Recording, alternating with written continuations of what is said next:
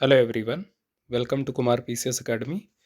दोस्तों, Kumar PCS academy के इस अंक में आप सभी का बहुत बहुत स्वागत है। दोस्तों, आप सब जानते हैं हमारी एक स्पेशल सीरीज चल रही है जो डेडिकेटेड है एसएससी जीडी एग्ज़ाम को, right. SSC GD plus video re exam, right. इन दो परीक्षाओं को ध्यान में रखते हुए हम एक स्पेशल सीरीज चला रहे हैं नाउ-ए-डेज, जिसमें हमने अभी तक जीएस के जो कुछ मोस्ट इंपॉर्टेंट स्टैटिक के टॉपिक्स हमने उनको कवर किया है, राइट। ज्योग्राफी को कवर किया और हमने मैपिंग को कवर किया। इसके अतिरिक्त पास्ट के जो करंट अफेयर्स के जो कुछ इंपॉर्टेंट टॉपिक रहे हमने उनको कवर कराया, राइट। वर्तमान समय में हम सामान्य विज्ञान विज्ञान को कवर कर रहे हैं, राइट। दोस्तों, हमारा ऐसा मानना है कि हर सेगमेंट के जीएस के हर सेगमेंट के हम आपको टॉप 100 क्वेश्चंस करवाएंगे और मेरा ऐसा मानना है कि इन टॉप 100 क्वेश्चन से आपको निश्चित एग्जाम में आपको सवाल देखने को मिलेंगे, राइट। तो आज ये सामान्य विज्ञान की सीरीज का दूसरा सेट है, सेट नंबर 2 है। इससे पहले वाले जितने भी सेट हमने डिस्कस किए वो हमारी जो एक प्लेलिस्ट है, राइट, वीडियो री एग्जाम स्पेशल सीरीज नाम से, आप वहाँ से उन सारे वीडियोज को एक्सेस कर सकते हैं, राइट। चलिए शुरू करते हैं। दोस्तों, वीडियो शुरू करने से पहले आपसे एक छोटी सी रिक्वेस्ट है, अगर आप चैनल पर पहली बार विजिट किए हैं, चैनल को सब्सक्राइब जरूर कर लीजिए। आपको वीडियो ठीक लगे तो वीडियो को लाइक जरूर करें, राइट। चलिए शुरू करते हैं। पहला वीडियो। दोस्तों, हर सवाल आप देखेंगे एकदम एग्जाम के पैटर्न पे एक सवाल है, उसके फिर 4 विकल्प दिए गए हैं, राइट। आपको बताना है कि इस सवाल में आपको बताना है सही मिलान कौन करना है, राइट। पहला आप देख रहे हैं सीएनजी, मीथेन व इथेन का मिश्रण है।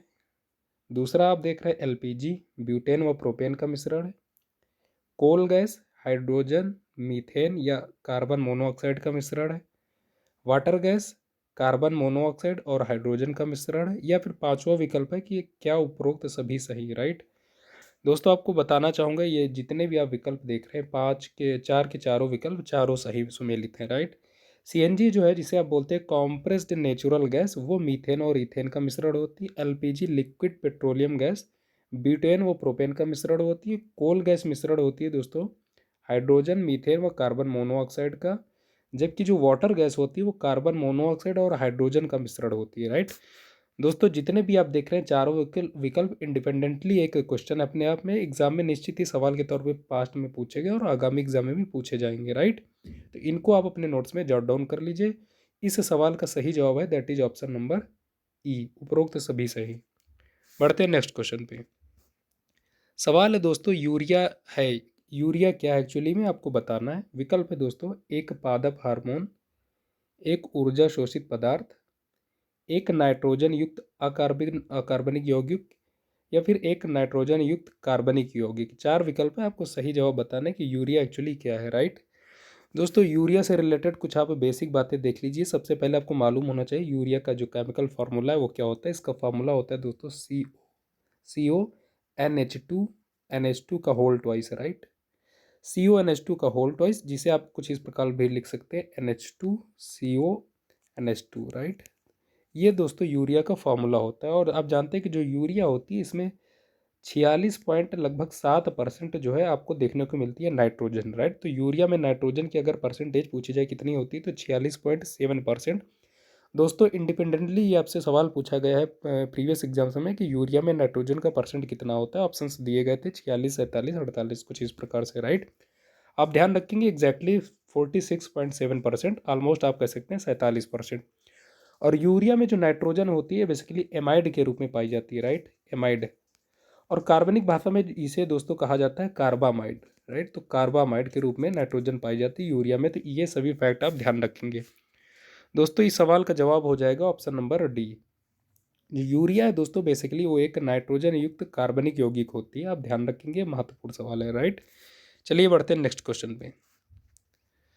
इस स्लाइड में दोस्तों आप ब्लड जो होता है, ब्लड सेल्स होती है वो 3 प्रकार की होती है, आप देख लीजिए। पहली जो आप देख रहे हैं दैट इज रेड RBC, दूसरी होती है WBC और तीसरी होती है जिसे आप बोलते हैं प्लेटलेट्स, राइट। तो RBC का फुल फॉर्म होता है रेड ब्लड सेल्स। इसे आप साइंटिफिकली बोलते हैं इरिथ्रोसाइट्स, राइट, इरिथ्रोसाइट्स।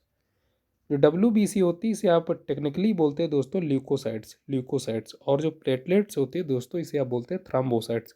ये तीनों एग्जाम में सवाल पूछे गए हैं कि RBC का असल नाम क्या होता है, ल्यूकोसाइट आप किसे बोलते हैं और थ्रोम्बोसाइट किसे बोलते हैं, राइट। तो सबसे पहले आपको ये बेसिक बातें याद रखनी है।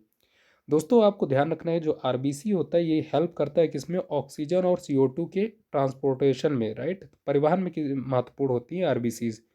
जो WBC जो होती है दोस्तों, ये फाइट अगेंस्ट इन्फेक्शन, यानी कि आप देखेंगे प्रतिरक्षा तंत्र का निर्माण करती हैं। जो आपकी बॉडी में इन्फेक्शंस या बैक्टीरिया जो वायरस है इंटर करते हैं उनको उनसे फाइट करती हैं क्या, WBC। जबकि जो प्लेटलेट्स होती है दोस्तों, ये ब्लड क्लॉटिंग का काम करती है। तो तीनों के आपको फंक्शन मालूम होने चाहिए। इसके बाद दोस्तों आपको ध्यान रखना है, जो WBC जो होती है 5 प्रकार की होती है, राइट। ग्रेनुलोसाइट और एग्रेनुलोसाइट्स, राइट।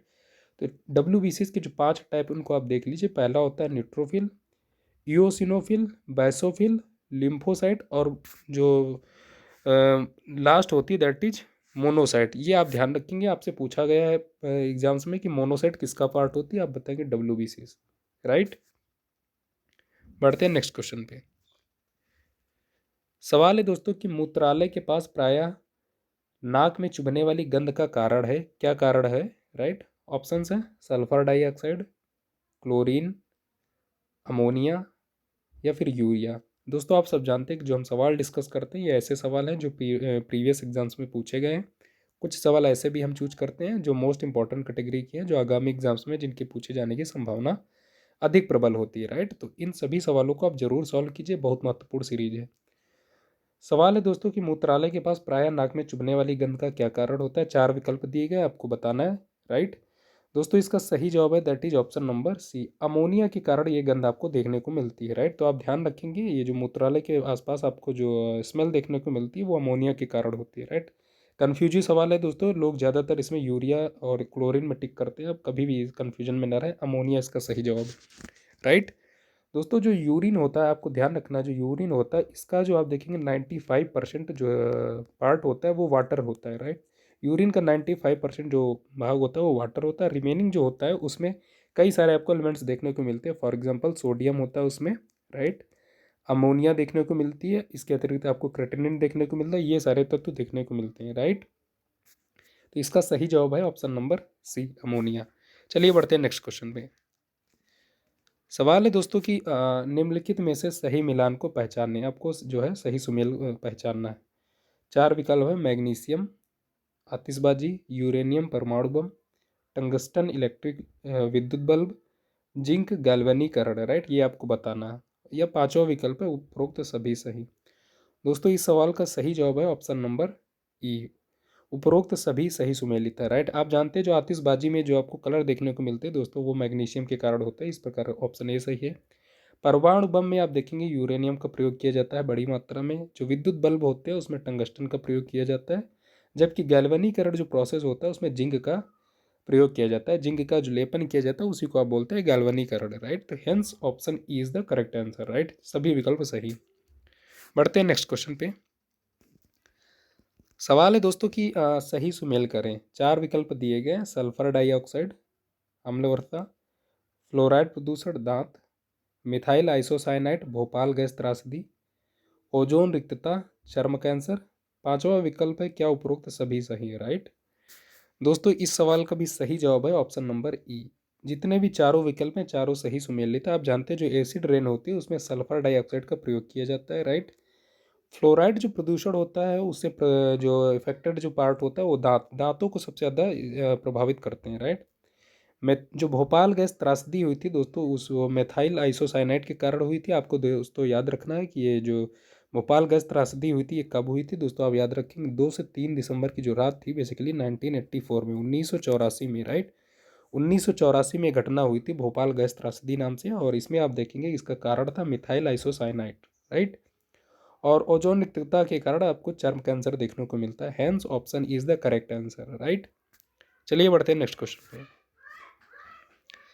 सवाल है दोस्तों रेशम कीट पालन को क्या कहते हैं, राइट। रेशम कीट पालन को क्या कहते हैं। विकल्प है दोस्तों एपीकल्चर, हॉर्टिकल्चर, सेरीकल्चर, या फिर फ्लोरिकल्चर, राइट। इनके 1 बाय 1 देख लेते हैं दोस्तों। ये इस स्लाइड से हमेशा आपको सवाल देखने को मिलते हैं, बहुत महत्वपूर्ण है। और ये चारों आप देख रहे हैं जो विकल्प, ये चारों विकल्प अपने आप में सवाल हैं और पूछे भी हैं, राइट। तो इनको 1 बाय 1 हम इनको जो है डिकोड कर लेते हैं। तो सबसे पहले आप देख रहे हैं इनको एक एक करके इनको आप देख लेंगे। Apiculture, right. दोस्तों जो एपीकल्चर होता है इसमें मधुमक्खी का पालन किया जाता है, राइट। मधुमक्खी का पालन किया जाता है। हॉर्टिकल्चर में आप बागवानी करते हैं, राइट, बागवानी। सेरीकल्चर के तहत दोस्तों रेशम कीट का पालन किया जाता है। रेशम कीट, राइट। और फ्लोरिकल्चर में दोस्तों आपको देखने को मिलता है पुष्पों का अध्ययन आप करते हैं फ्लोरिकल्चर के तहत। इसके अतिरिक्त आपको दोस्तों दो चार और याद रखने हैं जो एग्जाम के पॉइंट ऑफ व्यू से महत्वपूर्ण है। एक है इंटोमोलॉजी, राइट। इंटोमोलॉजी में आप कीटों का अध्ययन करते हैं, स्टडी ऑफ इंसेक्ट्स। इसके अतिरिक्त दोस्तों आपको याद रखना है दैट इज अंगूर का उत्पादन अध्ययन, right. It is called viticulture, right, viticulture. दोस्तों विटीकल्चर में आप अंगूर का अध्ययन करते हैं, तो ये आपको ध्यान रखना है। इसके अतिरिक्त एक और आप याद रखेंगे that is pisciculture, right, pisciculture. दोस्तों पिसीकल्चर में आप मछली का अध्ययन करते हैं, राइट, मछलियों का। तो दोस्तों ये सारे जो फैक्ट्स आपको ध्यान रखने हैं। तो इस सवाल का सही जवाब हो जाएगा that is option number C, sericulture. तो रेशम कीट का पालन किसके तहत होता है? Sericulture, right. चलिए बढ़ते हैं नेक्स्ट क्वेश्चन। सवाल है दोस्तों, मानव सदृश लघुत्तम कपि है क्या है? दोस्तों यूपी पीसीएस में कई बार ये सवाल पूछा गया है, तो आपको बताना जो मानव सदृश लघुत्तम कपि है वो क्या है। ऑप्शंस हैं चिंपैंजी, गोरिल्ला, ओरंगुटान या फिर गिबन। सबसे पहले आपको ये ध्यान रखना है कि चार के चारों जो आप देख रहे हैं ये कपी हैं, राइट। ये आपको ध्यान रखना है। दोस्तों आपको ध्यान रखना है जो इसमें जो ऊपर के तीन देख रहे हैं, this one, this one, this one, यानी कि चिंपैंजी, गोरिल्ला, ओरंगुटान, ये क्या है दोस्तों? ये बड़े प्रकार के कुछ आपको कपि होते हैं, इसलिए इनको बोला जाता है महाकपि, राइट, महाकपि। जबकि आपसे पूछा गया कि मानव सदृश लघुत्तम कपि क्या है, तो वो जो गिबन होता है ये क्या है? लघुत्तम कपि, राइट। तो इस सवाल का सही जवाब हो जाएगा option number D, gibbon, right. बाकी तीनों आप देख रहे हैं महाकपि होते हैं। चलिए बढ़ते हैं नेक्स्ट क्वेश्चन में।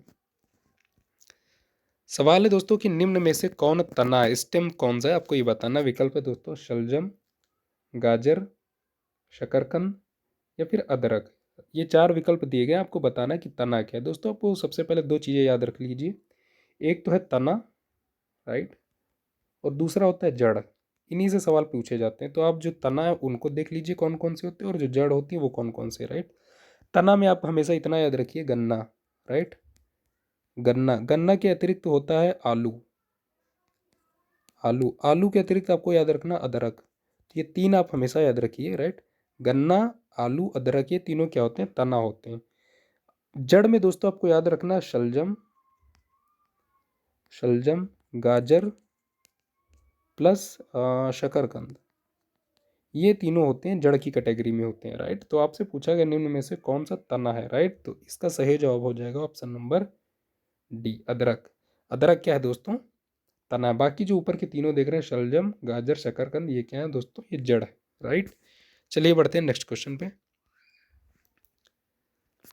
सवाल है कि लौंग पौधे के निम्नलिखित में से किस भाग से प्राप्त होती है, राइट। आपको बताना है कि लौंग पौधे की किस भाग से प्राप्त होती है। दोस्तों यूपी पीसीएस में सवाल पूछा गया है। ऑप्शन है शुष्क पत्तियां, शुष्क तने, शुष्क बीज या फिर शुष्क पुष्प कली, राइट। दोस्तों इस सवाल का सही जवाब है ऑप्शन नंबर डी। जो लौंग होती है बेसिकली आप देखेंगे जो पौधे की जो कली होती है उससे प्राप्त की जाती है। शुष्क पुष्प कली is the correct answer for this question, right. लौंग पौधे की किस भाग से प्राप्त की जाती है? कली से, पुष्प कली से। आप हमेशा याद रखेंगे, कई बार परीक्षाओं में पूछा गया सवाल है। चलिए बढ़ते हैं नेक्स्ट क्वेश्चन पे। सवाल है दोस्तों, जीवन चक्र की दृष्टि से पौधे का सबसे महत्वपूर्ण अंग क्या होता है? जीवन चक्र की दृष्टि से पौधे का सबसे महत्वपूर्ण अंग क्या होता है? विकल्प है पत्ती, तना, जड़ या फिर पुष्प, राइट। दोस्तों इस सवाल का जवाब है, सही जवाब है ऑप्शन नंबर डी, पुष्प। जीवन चक्र की दृष्टि से पौधे का सबसे महत्वपूर्ण अंग होता है पुष्प। क्यों? क्योंकि जो पुष्प होता है, राइट, इसी में आपको दो चीज़ें देखने को मिलती हैं। एक देखने को मिलता है पुंकेसर, दूसरा स्त्री केसर, राइट। आप जानते हैं पुंकेसर और स्त्री केसर मिलके ही जो आप देखेंगे प्रजनन तंत्र बनाते हैं एक पुष्प में, राइट। और इसी वजह से आप देखेंगे यहाँ जो पुष्प होता है प्रजनन कर पाता है। हैंस जो आप देखेंगे जो पुष्प होता है वो पौधे का सबसे महत्वपूर्ण पार्ट होता है, राइट। तो option number D is the correct answer for this question. चलिए बढ़ते हैं नेक्स्ट क्वेश्चन पे। दिस वन सवाल है दोस्तों, कुनैन जो मलेरिया के लिए एक प्रमुख औषधि है वह प्राप्त होती है, किससे प्राप्त होती है? आपको बताना है, राइट। बैक्टीरिया से, शैवाल से, यीस्ट से या फिर आवृतबीजी पादप से, राइट। कुनैन दोस्तों आप जानते हैं कुनैन, QUININE, इसे आप बोलते हैं कुनैन, राइट। कुनैन जो होता है सिनकोना पौधे से प्राप्त किया जाता है, राइट, सिनकोना। CINCHON। सिनकोना पौधे का जो बार्क होता है, जिसे आप छाल कहते हैं, ये उससे प्राप्त किया जाता है, राइट। तो कुनैन किससे प्राप्त की जाती है? सिनकोना पौधे से। और सिनकोना पौधे के किस भाग से? तो उसकी छाल से, यानी बार्क से, राइट। आप ध्यान रखेंगे। और ये जो पौधा होता है बेसिकली सिनकोना, ये होता है एक प्रकार से एंजियोस्पर्मिक प्लांट होता है, राइट। किस प्रकार का प्लांट होता है? एंजियोस्पर्मिक प्लांट होता है। दोस्तों आपको याद रखना है एंजियोस्पर्मिक प्लांट किसे कहते हैं। वे पौधे जिनके जो बीज होते हैं, जो वो बीज जो है फल के अंदर रहते हैं, तो उन्हें आप बोलते हैं एंजियोस्पर्मिक प्लांट, राइट। आप हमेशा याद रखें एंजियोस्पर्मिक प्लांट क्या होते हैं। वे पौधे जिनके जो बीज होते हैं वो हमेशा फल के अंदर पाए जाते हैं, स्टोर्ड होते हैं, फल के अंदर रहते हैं, उनको आप बोलते हैं एंजियोस्पर्मिक प्लांट, राइट। तो इसमें पूछा गया कुनाइन है जो मलेरिया के लिए एक प्रमुख औषधि, वो प्राप्त होती है किससे? एक आवर्तबीजी पादप से। Option number D is the correct answer. क्यों? क्योंकि जो आप जानते हैं जो शिनकोना का पौधा है, it is a angiospermic plant, एक आवर्तबीजी पौधा होता है, राइट। तो इसका सही जवाब है ऑप्शन नंबर डी। दोस्तों आपको यहाँ से एक दो बातें और याद रखनी, राइट। वो बातें हैं कि आप जानते हैं कि जो कुनाइन है बेसिकली मलेरिया के लिए प्रयोग की जाती है। एक ये नेचुरल, ये अब हर्ब होती है, नेचुरल ये आप मेडिसिन कह सकते हैं। लेकिन जब से आप देखेंगे मेडिकल साइंस ने एक मेडिसिन डेवलप कर लिया, दैट इज क्लोरोक्वीन, राइट। जब से क्लोरोक्वीन मेडिसिन को डेवलप कर लिया गया, उसके बाद से आप देखेंगे इसका इस्तेमाल उतना नहीं होता है। मलेरिया के उपचार के लिए क्लोरोक्वीन नामक औषधि का प्रयोग किया जाता है बड़ी मात्रा में, राइट। तो आपको ध्यान रखना, हमेशा याद रखें क्लोरोक्वीन का इस्तेमाल किस लिए किया जाता है? मलेरिया के उपचार के लिए, राइट। तो इस सवाल का सही जवाब है क्या? ऑप्शन नंबर डी, आवर्तबीजी पादप से। चलिए बढ़ते हैं नेक्स्ट क्वेश्चन पे। सवाल है दोस्तों कि निम्नलिखित में से किस समूह के जीवों का डूबने से हुई मृत्यु का पता लगाने में महत्व है, राइट। फिर से एक बार पढ़ते हैं सवाल को। निम्नलिखित में से किस समूह के जीवों का डूबने से हुई मृत्यु का पता लगाने में महत्व है? इसका मतलब जितने चारों विकल्प देख रहे हैं, चारों के चारों क्या एक प्रकार के जीव हैं, राइट। ऑप्शन है लाइकेन, प्रोटोजोआ, साइनोजीवाणु या फिर डायटम, राइट। दोस्तों इस सवाल का सही जवाब है option number D, diatom. Diatom का प्रयोग किया जाता है जो डूबने से हुई चीज़ों को पता लगाने के लिए, राइट। इस एक ये डूबने से जो चीज़ों को पता लगाने के लिए एक टेस्ट किया जाता है, उसको आप बोलते हैं सॉल्वीन। क्या बोलते हैं? SOLUEN, सॉल्वीन 350 टेस्ट, राइट। सॉल्वीन 350 टेस्ट। इसी टेस्ट के माध्यम से आप देखेंगे डायटम का प्रयोग किया जाता है, और इससे क्या फाइंड करते हैं आप? जो डूबी हुई चीज़ें होती हैं उनकी जो मृत्यु का कारण होता है उसको फाइंड करने के लिए आप इस टेस्ट को कंडक्ट करते हो, और जिसमें आप यूज करते हैं डायटम का, right. Hence option number D is the correct answer for this question. इस सवाल का सही जवाब दोस्तों क्या हो जाएगा? Option number D, diatom. दोस्तों नेक्स्ट क्वेश्चन है, अधिकांश कीट श्वसन करते हैं, कैसे करते हैं आपको बताना है।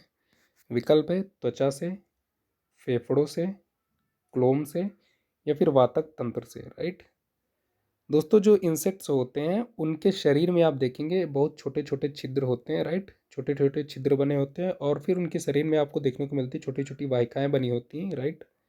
वाहिकाएं, श्वसन वाहिकाएं होती हैं बेसिकली। इन्हीं को आप बोलते हैं वातक तंत्र, और इन्हीं के माध्यम से आप देखेंगे जो इंसेक्ट्स होते हैं वो श्वसन करते हैं, right. Hence option number D is the correct answer for this question. जो कीट होते हैं वो श्वसन कैसे करते हैं? अपने वातक तंत्र के माध्यम से, राइट। चलिए बढ़ते हैं नेक्स्ट क्वेश्चन पे, दिस वन। तो दोस्तों आज की इस एपिसोड में हमने जनरल साइंस के यानी सामान्य विज्ञान के कुछ हमने मोस्ट इंपॉर्टेंट सवाल जो है हमने कवर किए हैं, और हम सीरीज कवर कर रहे हैं आपको टॉप 100 सवालों की, राइट। सामान्य विज्ञान के हम टॉप 100 मोस्ट इंपॉर्टेंट कैटेगरी के सवाल आपको करा रहे हैं। ये सवाल ऐसे हैं दोस्तों कि एग्जाम्स में, प्रीवियस एग्जाम्स में पूछे गए, और सवालों की प्रकृति अगर आपने देखी है, तो अगर आपने प्रीवियस ईयर के जो प्रश्न पत्र लगाए हैं तो आप देखते होंगे कि ऐसे ही सवाल पूछे गए हैं, राइट। तो दोस्तों ये सारे सवाल बहुत महत्वपूर्ण, आप इनको जरूर कीजिए, और जो भी सवाल आपको, जो भी फैक्ट्स जो हम एडिशनल आपको बताते हैं वो आपको इंपॉर्टेंट लगे, उनको अपने नोट्स में जॉट डाउन कर लीजिए, अपने नोट्स को कॉम्प्रहेंसिव बनाइए, राइट। ताकि एग्जाम के जब आप नज़दीक हो जाएं, अप्रोच हो जाएं, तो आपको रिवीजन में कोई प्रॉब्लम ना हो एज सच, राइट। तो दोस्तों इन्हीं शुभेच्छाओं के साथ आप हमें इजाज़त दीजिए, मिलेंगे नेक्स्ट वीडियो में, तब तक के लिए नमस्कार।